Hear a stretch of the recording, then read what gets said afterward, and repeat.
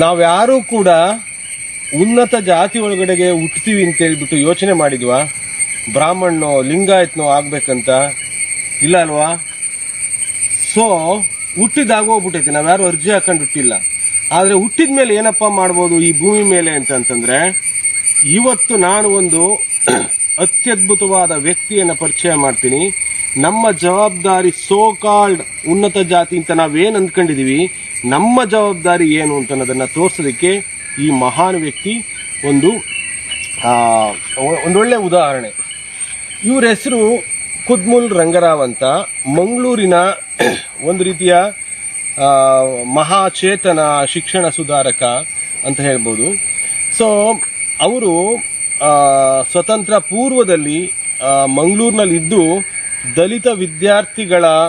ದಲಿತ ಮಕ್ಕಳ ಶಿಕ್ಷಣಕ್ಕೆ ತುಂಬಾ ಕೆಲಸ ಮಾಡ್ತಾರೆ. ಎಷ್ಟು ಕೆಲಸ ಮಾಡ್ತಾರೆ ಅಂತಂದ್ರೆ, ಅವರು ಸೋಕಾಲ್ಡ್ ಉನ್ನತ ಜಾತಿ ಒಳಗಡೆ ಹುಟ್ಟಿದ್ರು ಕೂಡ ಈ ತಳ ಸಮುದಾಯದ ಮಕ್ಕಳ ಮನೆಗಳಿಗೆ ಹೋಗಿ ಅವ್ರ ಜೊತೆ ಊಟ ಮಾಡ್ತಾ ಅವ್ರ ವಿಶ್ವಾಸ ಗೆದ್ದು ಅವ್ರಿಗೋಸ್ಕರ ಶಾಲೆಗಳನ್ನು ನಡೆಸಿ ಅವ್ರಿಗೆ ಎಜುಕೇಶನ್ ಕೊಟ್ಟು ಅವ್ರನ್ನ ಸಶಕ್ತರನ್ನಾಗಿ ಮಾಡೋಂಥ ಬಹಳ ದೊಡ್ಡ ಕೆಲಸನ ಮಂಗಳೂರಿನಲ್ಲಿ ಮಾಡಿದ್ದಾರೆ.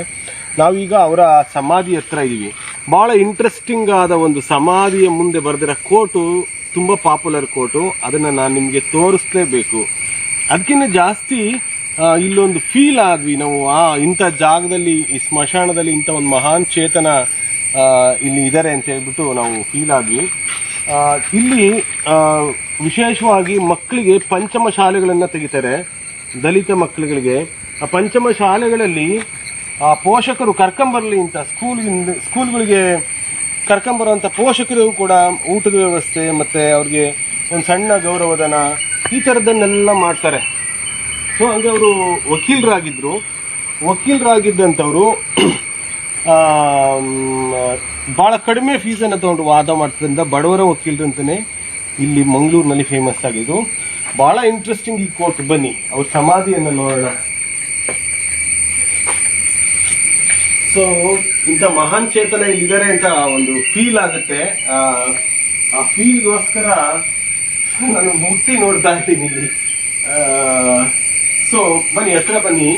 ಈ ಕೋರ್ಟ್ನ ನಿಜವಾಗೂ ಟೀಚರ್ ಆಗಿರೋಂಥವ್ರು,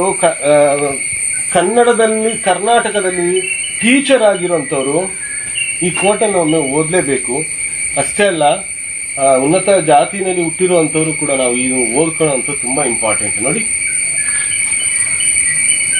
ನನ್ನ ಶಾಲೆಯಲ್ಲಿ ಕಲಿತ ಒಬ್ಬ ದಲಿತ ಜನಾಂಗದ ಹುಡುಗ ಸರ್ಕಾರಿ ನೌಕರಿಗೆ ಸೇರಿ ನಮ್ಮೂರ ರಸ್ತೆಯಲ್ಲಿ ಕಾರಿನಲ್ಲಿ ಓಡಾಡಬೇಕು.